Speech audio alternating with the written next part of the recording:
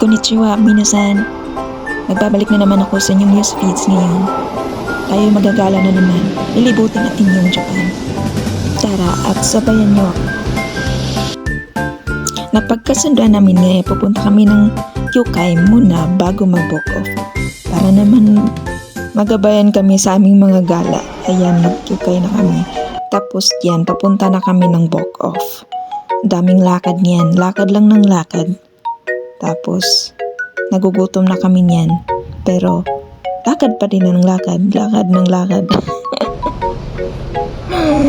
Ayan, sakay ulit ng train. Malayo-layo din yung book off. Yan. Malapit. Ayan, andyan na kami sa book off. Natatawa ako. Tapos na kami mag-book off niyan. Yan, ang dami nilang binibili. Kabayan, kumusta kayo dyan?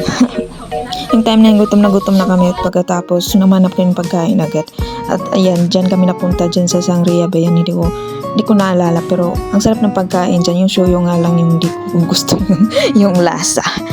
Anli yung yung mga inumin dyan. Yan, ang sarap tingnan.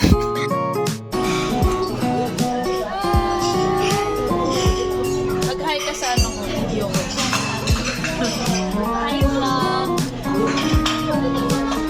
Abay pagkatapos kumain, picture-picture muna at ayan, umuwi na agad. Kasi pagod na yung mga paa namin at gusto na namin humiga sa kama namin.